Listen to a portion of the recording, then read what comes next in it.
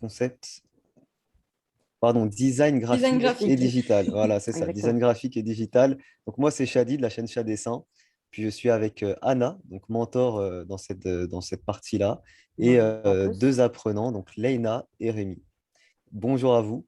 Donc si ça vous va, on va commencer par toi, Anna, si tu peux te présenter un petit peu ton parcours, comment t'en es arrivé à faire du mentoring chez Artline là-dedans, et est-ce que donc, tu travailles en parallèle, qu'est-ce que tu fais, tout ça.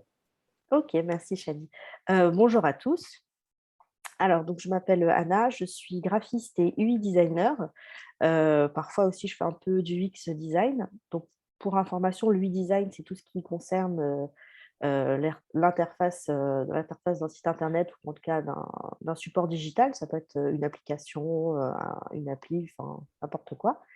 Et l'UX, c'est tout ce qui concerne l'ergonomie d'un site. Donc j'ai commencé, en tant que graphiste et à l'époque, on appelait ça web designer, il y a à peu près, 15 ans. Donc tout d'abord en agence de communication, un peu comme, tous les graphistes. Je me suis formée, justement pendant ces 3 ans en agence de com et à l'issue de ces 3 ans, j'ai eu envie de me lancer, en indépendante et je me suis mis donc en freelance. J'ai eu beaucoup de chance puisque, les clients que j'avais, dans l'agence avec laquelle je travaillais m'ont suivi. Donc, c'est vrai que ça a beaucoup facilité les choses puisque du coup, je me suis lancée en freelance en ayant déjà des clients que je connaissais. Et au fur et à mesure, des années, le bouche à oreille a fonctionné et du coup, là, aujourd'hui, je suis toujours, freelance, donc plus à Paris comme, je l'étais pendant l'agence, quand j'étais en agence de communication, mais maintenant à Lyon. Et c'est un peu aussi l'avantage de notre métier, c'est que quel que soit l'endroit où on est, je pourrais habiter, au Groenland tant qu'il y a une bonne, connexion internet, le reste importe peu tant qu'on a un ordinateur. Donc il y a 2 ans de ça, j'ai été contactée par, Tiffen, qui m'a proposé de, prendre en charge, l'UV UI design, que j'ai accepté, avec grand plaisir. Et donc de là, ça fait du coup 2 ans que je collabore avec, Artline, sur l'UV/UI design et cette année, j'ai fait la rencontre, de Léna et Rémi dans le cadre d'un nouvel UV de design graphique pour leur projet de fin d'année, qui consistait à créer, l'identité visuelle d'une marque. Donc ils avaient, le libre choix du projet. Ils pouvaient choisir vraiment le domaine qu'ils voulaient et donc, d'en créer l'identité visuelle, la charte graphique et les supports. Et mon rôle avec eux a été de les accompagner à travers les différentes étapes du projet, les différentes étapes de processus créatif, de les accompagner, mais aussi des fois de les amener parfois à sortir un peu de leur zone de confort. Donc, je ne parle pas forcément particulièrement pour Léna ou pour Rémi, mais des fois pour d'autres élèves de pas aussi les laisser, des fois isolés. Il y a certains élèves qui, des fois qui ont eu, des problèmes un peu le problème, du créa quoi, le problème de la page blanche. On n'a pas d'idée, on ne sait pas comment faire. Donc mon rôle, c'était un peu de les stimuler, de les amener, à utiliser aussi, d'autres outils pour, leur montrer un peu comment on pouvait stimuler sa créativité. Donc voilà un peu mon parcours. Donc là, aujourd'hui, je suis toujours freelance et toujours formatrice, enfin mentor, auprès d'Artline. D'accord, ok, super, super, super. Euh, du coup, c'est un petit peu même question que j'ai posée tout à l'heure. Est-ce que c'est important quand on est comme ça en freelance, etc., d'avoir une vitrine un petit peu, un réseau social, montrer un petit peu ce qu'on fait, etc. Alors c'est, évidemment, c'est capital puisque du coup, on est dans un métier de l'image et ce qui va parler pour nous, c'est notre travail. Donc ça a quelque chose aussi que je trouve, assez, positif parce que dans un sens, ce qui importe, c'est notre talent et ce qu'on va montrer. Peu importe, comme je disais, on peut travailler à peu près où on veut, ce qui est important, c'est, les projets qu'on a faits et notre capacité de création et aussi travailler évidemment, en équipe et de comprendre un peu les tenants, les aboutissants du métier. Mais finalement, c'est notre portfolio qui va parler pour nous. Donc, moins que le CV par rapport à d'autres métiers où, c'est vrai que, parfois le CV, ou, l'expérience peut être décisif. Là, c'est vraiment ça qui va parler pour nous. Donc il y a ce côté où c'est accessible à tous, finalement. On peut tous avoir notre chance et évidemment, alors aujourd'hui, c'est vrai que moi j'ai un Instagram, un site internet et cetera. On C'est compliqué de pas, finalement jouer le jeu et de pas avoir, une présence en ligne puisque du coup on Ouais. travaille dans ces métiers-là. Donc Mmh. ce serait un peu compliqué de pas avoir ça. Surtout qu'on veut aussi, démarcher, du travail. Évidemment le premier le la première chose qu'un client va faire, c'est taper notre prénom et notre nom sur internet pour voir, bah, notre site, et notre présence sur les réseaux sociaux. Ouais, ça crédibilise aussi un petit peu, bah, ce qu'on fait et cetera, C'est ça, ça permet de montrer directement, un petit peu ce qu'on sait faire. c'est OK, exactement ça. OK. Là, on parlait du coup de freelance et cetera. Est-ce que c'est possible aussi de travailler là-dedans, autrement que de la freelance? Ah oui, oui, bien sûr. Moi, j'ai choisi le freelance parce que j'aimais bien travailler, j'aimais bien ce mode-là. Quand on est freelance, on est tout. On est, son comptable, son commercial, on fait à peu près tout. Et ce qui est intéressant aussi, ce qui est très intéressant, surtout quand on débute, sa carrière, c'est aussi de travailler en agence. Donc il y a des millions de façons aussi de travailler en agence. On a vraiment les grosses boîtes, les grosses agences de communication. Là, les premières qui me viennent en tête, c'est, les Publicis, EuroACG, tout ça, qui sont vraiment des monstres dans la communication. Comme on peut travailler dans des startups avec des projets des fois peut-être un peu plus modestes. Tout dépend en fait de, la manière dont on a envie de travailler. C'est, OK. c'est plus ça. Mais les 2 statuts peuvent exister, quoi? Oui, oui et puis on peut aussi, on peut faire les 2. On peut avoir un CDI et être en freelance à côté, Aussi, ouais. si on OK. le souhaite. Si on est capable de travailler, suffisamment aussi, Oui, alors c'est vrai que par contre, c'est vrai que c'est des métiers où il faut à mon sens, il faut pas compter ses heures. Il faut pas se dire qu'on fait 9h-17h et que la journée est finie. Après c'est aussi inhérent à notre capacité créative et chacun a des fois des temps de création différents. Il y en a qui vont être hyper créatifs le soir et le matin, ça sert à rien de les réveiller parce qu'ils vont rien pouvoir faire. Personnellement, c'était mon cas, c'est aussi pour ça que je me suis mis en freelance parce que j'avais du mal avec les horaires, traditionnels de bureau. Je travaillais plus le soir que la journée. Mais par exemple, c'est vrai que Jacques Séguéla disait une phrase, c'était, «Un graphiste n'a pas d'horaire, il n'a que des délais». Mais à mon sens, ça s'applique à absolument tous les métiers créatifs. On pourrait pas dire, «Non mais ce projet, il va prendre exactement 3 jours, je vais bosser 15 heures dessus» parce que tout dépend des idées qu'on va avoir, et les moyens qu'on va se donner pour y arriver. mmh. Donc oui, c'est important d'avoir quand même une base créative, peut-être avoir un regard, plus travaillé sur tout ce qu'on peut regarder, même quand on visite un site, peu importe, il faut quand même avoir un certain regard pour étudier si on trouve un site qui est sympa, comment ça a été fait, un logo, peut-être tout ce style de choses. Alors oui, clairement, c'est vrai que, bah, si on est graphiste, forcément, on est beaucoup plus sensible à l'image, mais je dirais au-delà même des sites et des logos, c'est que l'image dans toutes ses formes, que ce soit, c'est une affiche dans la rue, que ce soit même les génériques d'une série télé, que ce soit l'esthétique d'un film, tout ce qui a trait à l'image et tout ce qui est affiche politique, en fait. On finit par, travailler notre œil et notre sens critique à décomposer et à analyser, comment l'image a été construite, qu'est-ce qu'ils veulent communiquer, quelle est l'atmosphère, qu'est-ce qu'ils veulent me faire ressentir, moi, en tant que lecteur, lorsqu'on est sur du print. Donc, le print, c'est, tout ce qui est logo, affiche, flyer ou, en tant qu'utilisateur, quelle expérience on veut me donner lorsque je suis sur cette application. Ce bouton, il est rond, il est rose, il est pour une raison. Quelle atmosphère ils veulent, communiquer? Et en fait, au fur et à mesure qu'on travaille sur des projets, on finit par, comment dire? Par avoir un regard de plus en plus acéré sur ce genre de détails. Ce qui fait des fois qu'on ne peut pas regarder une série tranquillement sans finalement analyser, tout ce qui s'est passé, la typo et tout ce qui se passe, parce qu'on est dans cette analyse-là. Ouais, ouais, voilà, c'était ça. OK, super. Est-ce que c'est important du coup d'avoir peut-être c'est aussi l'enjeu du cursus, de comprendre, les symboles, telle forme fait penser donne plutôt ce message-là ou plutôt telle chose, les couleurs, cette telle couleur fait plutôt penser à ça, on voit ce message contrairement à une autre et cetera? Alors oui, à mon sens, il y a quand même si on a de très bons instincts, et globalement, on va dire, il y a l'inconscient collectif. Bon, on associe tous le noir, par exemple, à quelque chose qui est, sombre et lugubre, mais ça peut être aussi le luxe. Mais à mon sens, il y a quand même besoin d'une base d'apprentissage, que ce soit sur, l'usage des couleurs, l'association des couleurs. Des fois, c'est pas quelque chose forcément, il y en a qui ont naturellement le don et puis d'autres qui doivent l'apprendre. Mais, aussi, je dirais, pas une base d'histoire de l'art, mais, en tout cas de comprendre un peu les autres artistes qu'il y a autour de nous et et même aussi sur la typographie, en fait. La typographie, ça donne aussi beaucoup de sens en fonction de si on choisit une typographie qui a un empattement ou, si on a quelque chose de très, très épuré.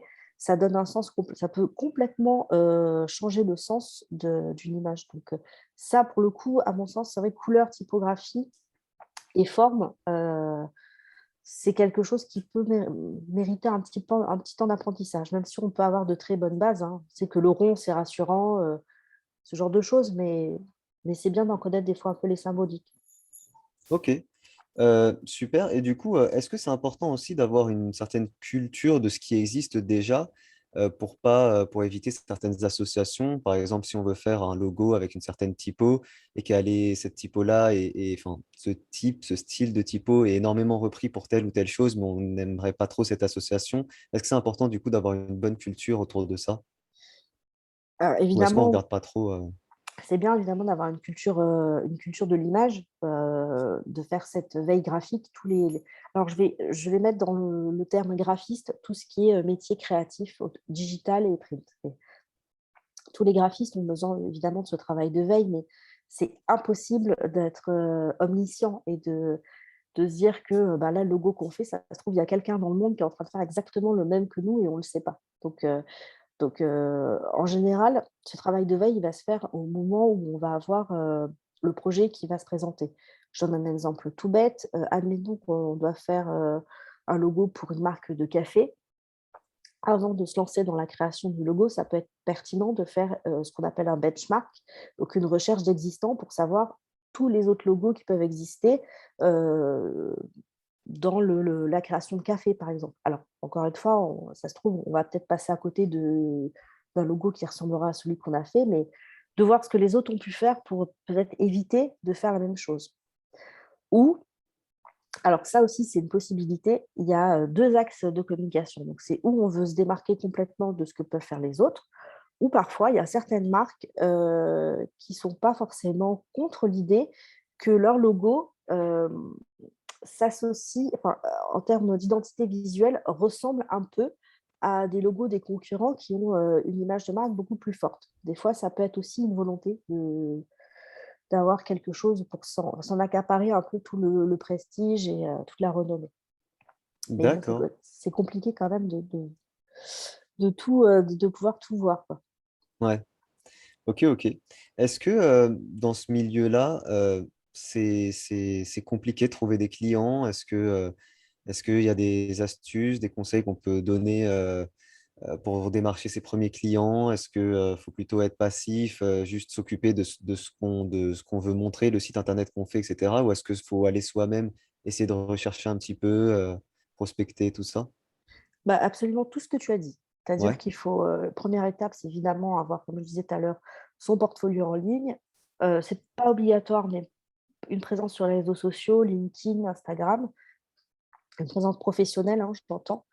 Mais avoir son portfolio en ligne, ça c'est capital et une fois qu'on a son portfolio, enfin une fois qu'on est en ligne, après il y a, une multitude de sites type, Malte, LinkedIn qui proposent des annonces en fait pour, graphistes, UX designers. Mais c'est vrai que quand on se lance en freelance, c'est compliqué de trouver ses clients parce que quand on se lance, on n'a pas de recommandations, on n'a pas vraiment de passif, on n'a pas d'expérience. Mais ça, je dirais que ça s'applique un peu à tous les métiers. C'est difficile, de trouver des clients qui nous font confiance quand personne d'autre avant, nous a donné du travail. Mais encore une fois, l'avantage, c'est que c'est le portfolio qui parle pour nous. Donc si on a un beau portfolio, on a toutes, les chances d'y arriver. ouais. Ok, ok. Et bah, moi, par exemple, qui fais du dessin, on vient souvent me demander, oui, est-ce que tu peux me faire un logo? Est-ce que tu peux me faire ci? Est-ce que tu peux me faire ça? Et j'explique souvent que non, c'est pas parce que je dessine des mangas ou des choses comme ça que je vais savoir faire un logo. Enfin, ça n'a rien à voir, c'est tout autre chose, etc. Est-ce que vous, en tant que justement graphiste, tout ça, est-ce que des connaissances en dessin sont indispensables ou est-ce que vraiment vous dissociez les deux? les deux Mmh, activités? il pourrait être dissocié. Alors c'est sûr que si on sait dessiner, c'est un petit C'est un plus parce plus? que des fois on crayonne un peu ses idées aussi sur un carnet ou sur un papier, au moins on structure ses idées. Mais honnêtement, même si on ne sait pas super bien dessiner, tant qu'on arrive à comprendre son propre croquis et à le retranscrire à travers, les logiciels qu'on utilise pour créer, le Photoshop, Illustrator et cetera, ça suffit. On n'est pas justement comme tu disais, on n'est pas dessinateur, on va être UI designer ou graphiste et on va utiliser des logiciels qui vont nous permettre d'arriver à ce qu'on a imaginé. Donc c'est un plus pour soi, c'est sûr, mais c'est pas, on n'est pas illustrateur, quoi. Ouais, OK, super. J'imagine que la partie digitale est indispensable aujourd'hui? On ne peut plus passer que par du traditionnel pour tout ce qui est logo, tout ça?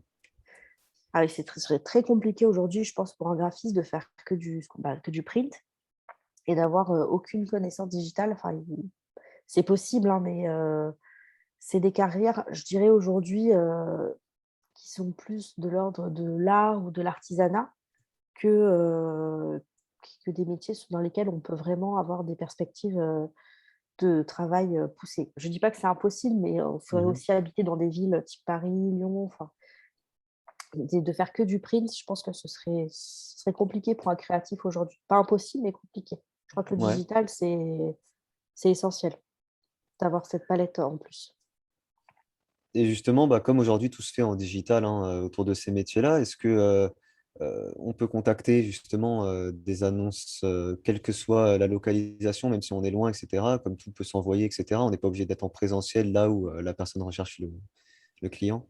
Ah bah complètement, je parlais tout à l'heure du site Malte, en fait, qui met en relation des clients, avec des indépendants dans le monde du digital, vraiment tout univers, confondu et c'est essentiellement que des missions en télétravail.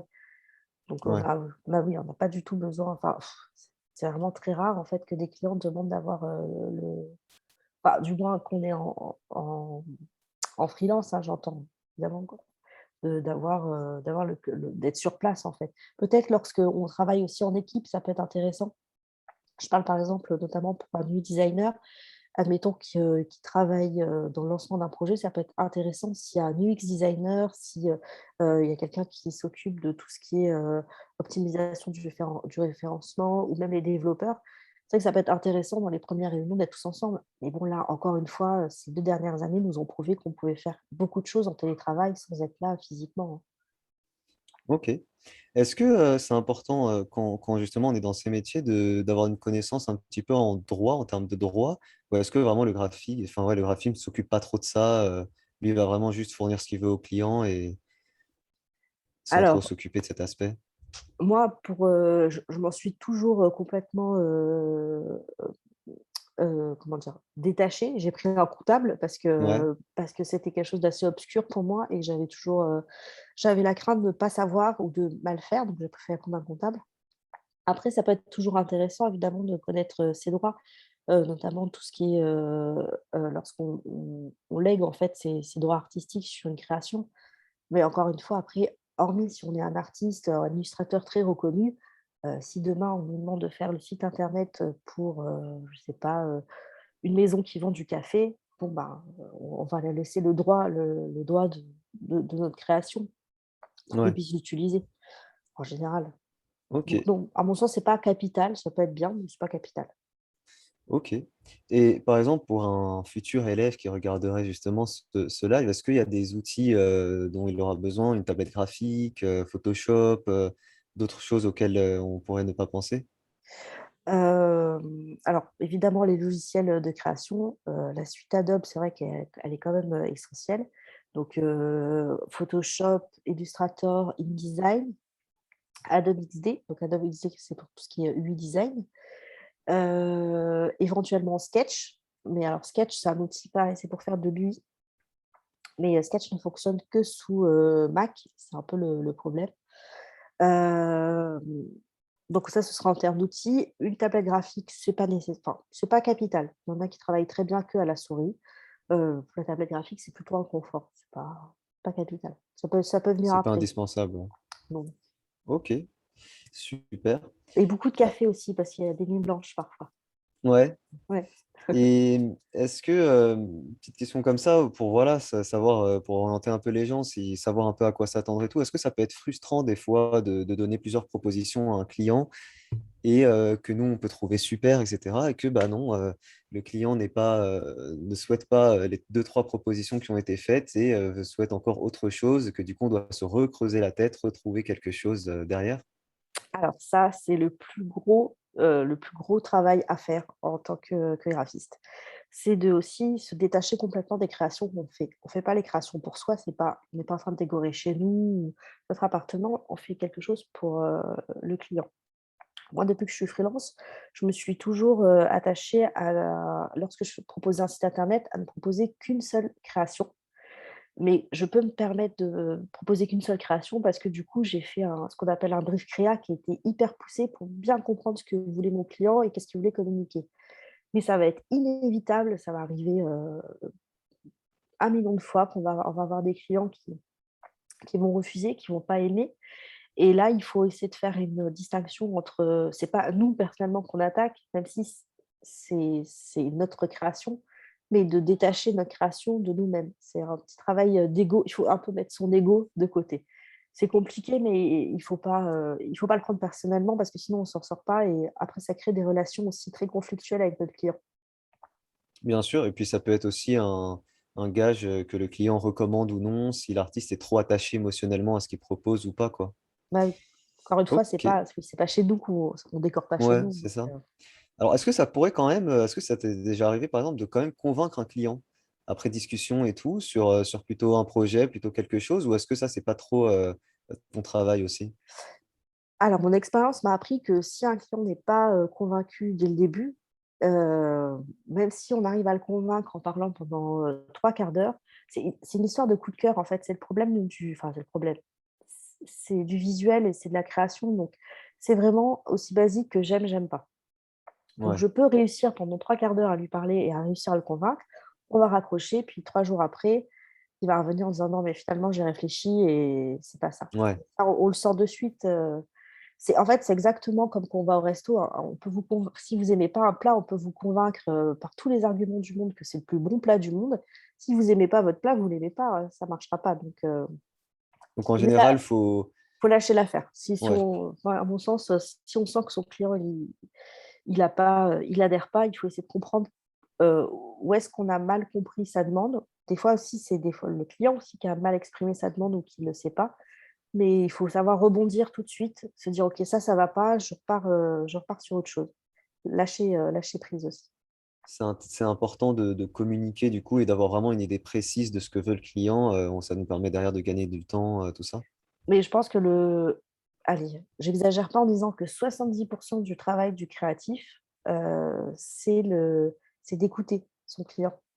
Parce qu'une fois qu'on a bien compris ce qu'il voulait, qu'est-ce qu'il voulait communiquer, comment il voulait communiquer, nous, on peut évidemment être force de proposition sur plein d'autres aspects, mais il y a quand même il faut avoir quand même un sens un peu de l'empathie. Il faut se mettre un peu à la place de son client et comprendre et un aspect un peu aussi psychologique, en fait, de pouvoir, comprendre ce que le client attend et ce que la cible du client aussi attend.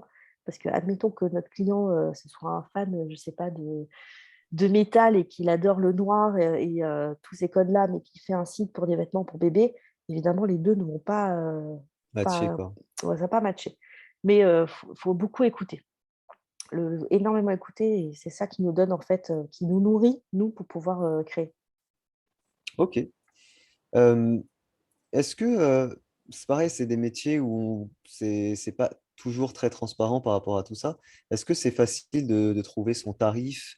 Comment avoir une idée quand on commence, pour pas forcément se dévaloriser ou au contraire, ça arrive moins souvent, mais trop demander, quand on commence, par rapport à ça, c'est compliqué? Compliqué, non, en fait, en général, on se met, c'est pas je veux dire, c'est pas nous qui décidons, c'est le marché qui décide pour nous. On voit par rapport à notre expérience, à notre portfolio, à ce qu'on sait faire, on voit à peu près les prix du marché dans les profils qui sont identiques à nous et on se met dans cette même tranche et après, au fur et à mesure d'expérience, on augmente. Mais C'est vrai que moi, quand je me suis lancée au début, j'ai complètement bradé les prix parce que, comme je disais au début, on a zéro expérience et finalement, on a besoin d'engranger des clients et du bouche à oreille. Et petit à petit, après, on augmente. Mais on reste sur le prix du marché, hein, ça, c'est sûr. Ouais. Ok, super. Bon, on pourra passer à la présentation des travaux de Rémi et de Leïna. Merci, Chadi. Je t'en prie. Alors, tu veux donner la parole à Alena ou à Rémi? Bah, on peut commencer par Léna. Allez. Alors c'est parti. Je fais mon partage d'écran.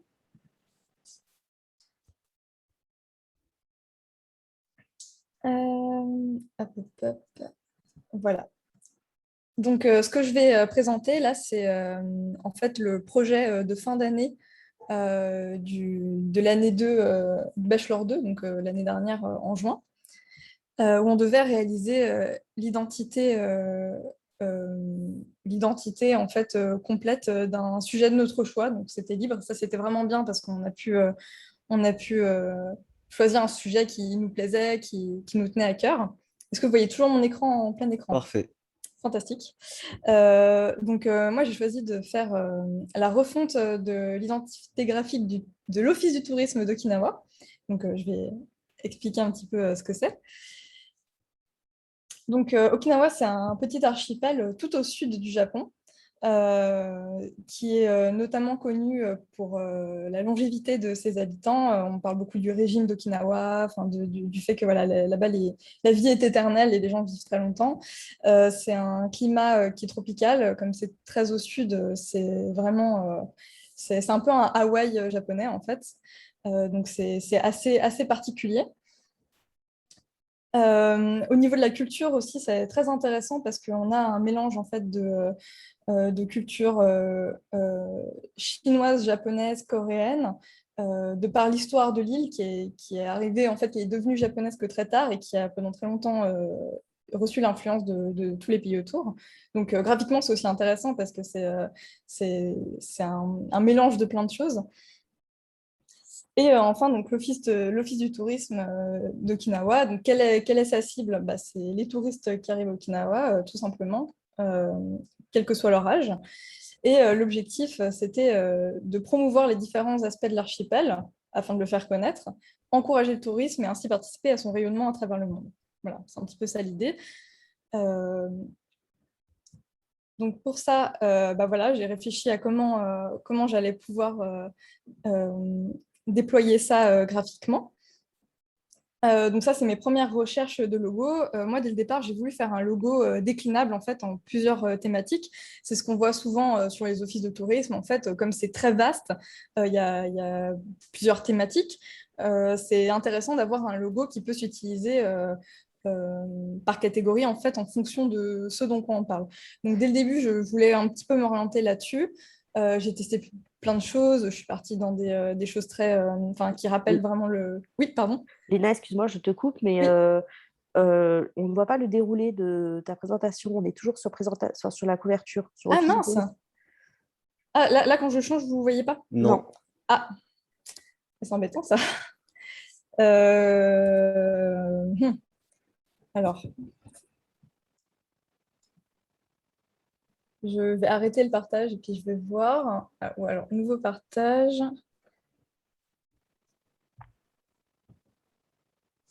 Euh, Ah, arrête et reprends sinon. Ouais, ouais. Débrancher, rebrancher, ça fonctionne très très souvent. Voilà, c'est bon. Ah C'est ouais, c'est bon? bon. Ouais. Ouais, c'est Ok, bon. parfait. Bon, bah du coup, je suis désolée, vous n'avez pas eu le début, mais c'est pas grave. Je passe. Euh, Voilà, donc du coup, je suis désolée, hein. C'est pas grave. Donc, j'expliquais que voilà, j'avais essayé de faire un logo qui soit déclinable. Donc ça, c'est un petit peu toutes mes premières recherches, mes premiers tâtonnements. Je voulais aussi faire quelque chose qui soit très coloré pour représenter un petit peu cet esprit justement joyeux. C'est les vacances aussi, comme c'est très comment euh, c'est un côté un peu tropical. Il faut que ce soit ça qui ressorte, ça fasse un petit peu rêver en fait. Rien qu'en voyant l'identité, il faut qu'on puisse déjà un peu voyager. Voilà. Donc pour le symbolisme du logo, finalement, j'ai choisi trois éléments que j'ai voulu faire faire transparaître, c'est la vague, puisque c'est un archipel, donc forcément c'est entouré d'eau, la mer est extrêmement importante, donc je voulais cette symbolique de la vague. Le sourire, parce que c'est avant tout ce qu'on veut transmettre dans un office du tourisme, c'est des bons moments, des bons souvenirs et du positif. Et enfin, l'infini, pour ce rappel justement à cette culture d'Okinawa qui est connue pour ses centenaires et son mode de vie sain. Et du coup, voilà le logo final, donc avec ces 6 déclinaisons. Une première pour tout ce qui est alimentation, restauration. Une deuxième pour la nature. La troisième, la mer. Quatrième pour les activités et les expériences. Quatrième, souvenirs et shopping. Et la dernière, enfin, pour le côté plus tradition et culture. Donc à chaque fois, il y a vraiment une palette de couleurs très particulière pour ces différents logos. Ça, c'est la déclinaison sur noir. Voilà, les icônes seules, donc, qui peuvent être utilisées aussi pour identifier la thématique. Et donc, on a ces fameux codes couleurs qui correspondent aux différentes thématiques, avec à chaque fois une couleur unique et un dégradé. Donc, qui permet en fait d'identifier le plus rapidement possible la catégorie dans laquelle on se trouve. Voilà, toujours les couleurs. La typographie, donc j'ai pris d'abord Lemon Milk, qui je trouvais était une typographie impactante, mais à la fois quand même assez douce, assez arrondie, donc assez agréable en fait à la lecture. Et le corps de texte, donc, qui est une typographie. Alors là, ça va peut-être du coup pas vous parler si vous débutez, mais qui est Nunito, qui est aussi très légèrement arrondi, donc qui donne un côté un peu plus doux. Et ça rappelle les vacances, c'est ce que j'ai voulu essayer de faire en tout cas. Ensuite, j'ai choisi des mots en japonais qui, pour rappeler, comme on est au Japon, tant qu'à faire, autant utiliser cette typographie qui est très graphique pour nous. Donc, des mots qui sera utilisés à la verticale, comme ça, dans la couleur concernée de la thématique et qui vont venir alimenter tous mes supports. Ah, petit bug. Et la déclinaison sur les supports. Donc, une brochure par thématique. Donc, voilà un petit peu à quoi ça ressemble. J'ai choisi un format un petit peu original, comme on est dans le voyage, on peut se permettre des choses un peu plus atypiques. Avec sur la droite, donc on a ici l'intercalaire avec les différentes thématiques. Ça rend super bien. Merci. Là, c'est du coup, j'ai pas mis tous les mock-ups parce qu'évidemment, il y en a un certain nombre. Là, c'est une partie des pages que j'ai réalisées pour la brochure. Donc, on peut voir comme ça de loin qu'on a vraiment cette thématique de couleur que j'ai essayé de faire transparaître pour vraiment que ce soit immersif. Des trifolds aussi, donc pareil, par thématique, où on est vraiment dans la bonne colorimétrie.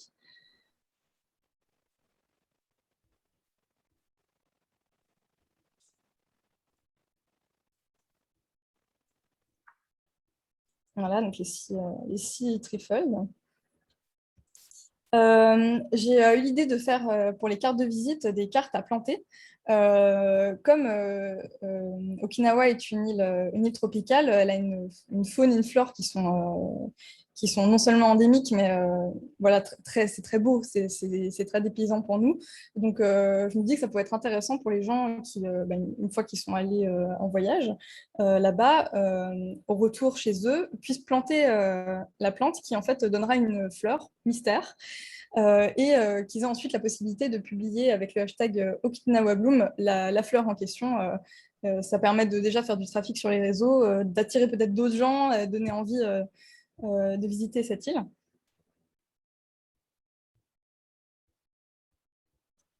Ah, c'est un peu plein à charger, je suis désolée. C'est pas grave. Voilà, ça c'est la papeterie, donc simplement les enveloppes et le papier à lettres pour l'administratif.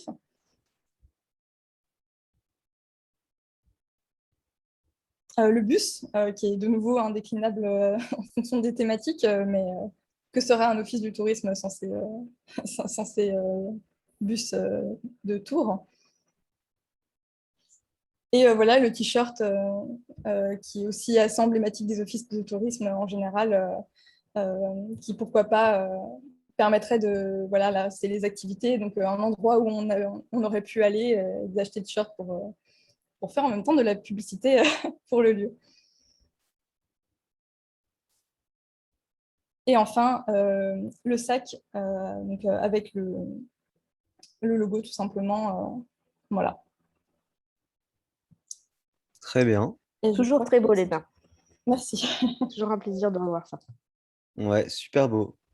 J'espère que Super sympa. c'était clair. Je suis désolée si j'ai un peu, si je me suis répétée. Non, non, c'était très bien. Merci. Moi, j'ai à nouveau envie d'aller à Okinawa, tu vois. Bah, c'est le Même moi, but. ça m'a donné envie aussi.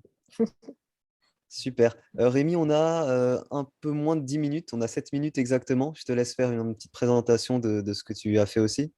D'accord, je vais essayer de faire bref. Hop, vous voyez mon écran? Ouais, c'est bon. Alors,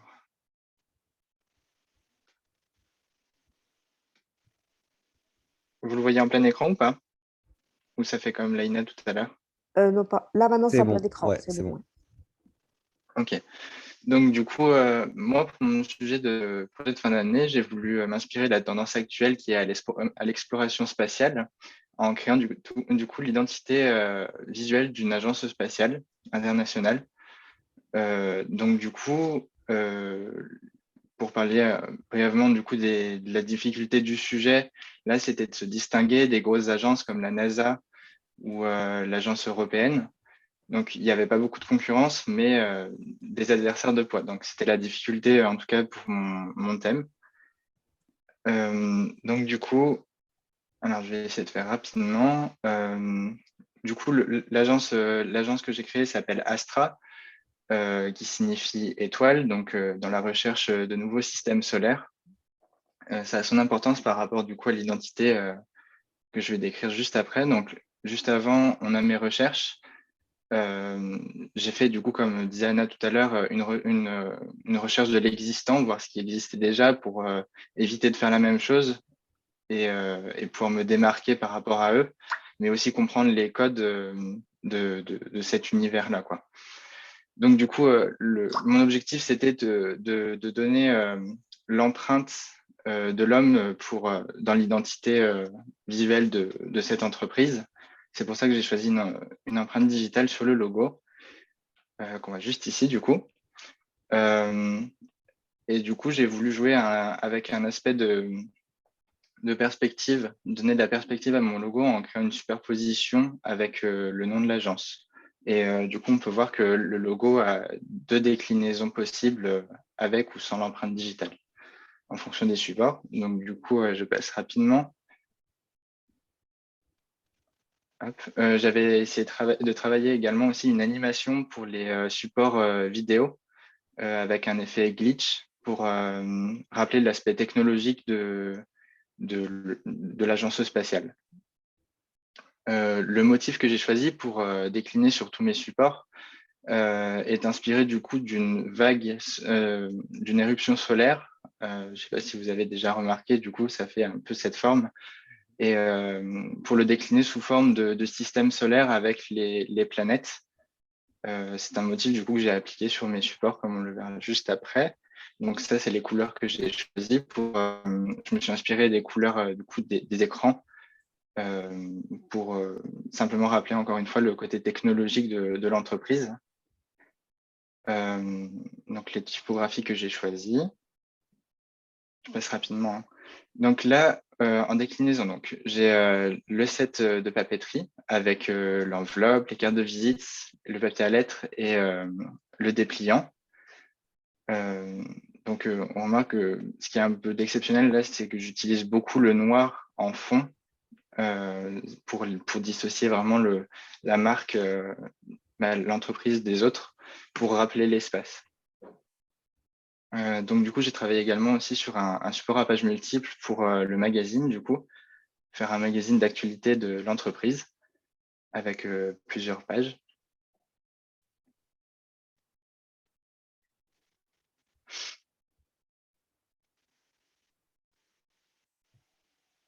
Voilà, aussi une page d'interview. Le fameux Thomas. Oui, je me suis inspiré de l'actualité même dans les photographies. Donc du coup, j'ai travaillé sur par exemple, un badge d'entrée qui est souvent utilisé dans les entreprises spatiales pour identifier chaque astronaute, chaque personne qui travaille. Donc du coup, voilà, j'ai poussé le design sur des objets du quotidien qui peuvent être utilisés dans l'entreprise, sur des bannières qui permettent de représenter l'agence spatiale à travers de la communication en extérieur. Voilà, des petites applications pareilles sur des badges visiteurs, par exemple des tasses ou encore des t-shirts pour l'entreprise. Donc voilà. Pareil, Super. toujours Bah, très merci beau. Rémi. Ben, pas de quoi. On espère que cette agence ouvrira un jour. Ouais, ça donne Peut-être. envie. Très beau aussi, très sympa et belle identité visuelle. Eh ben, on est pile dans les temps. Je vais vous remercier. Merci beaucoup, Anna. Merci Merci à vous. Rémi, merci Leïna. Petite anecdote personnelle aussi, c'est vrai qu'on parlait des débouchés, tout ça, pour tout ce qui est graphiste, tout ça. Il y a de plus en plus de youtubeurs et d'influenceurs aussi qui recherchent des identités visuelles, que ce soit pour les miniatures, les bannières, tout ça. Donc voilà, petite débouchée aussi auquel on peut ne pas forcément penser, mais qui peut être sympa et qui est de plus en plus demandé. Voilà, voilà. Bah, merci beaucoup à tous les trois. Je vous retrouve du coup pour le live Game Art à l'instant à 17h. Merci beaucoup à vous trois et bonne À fin tout de suite. d'après-midi. Toi aussi.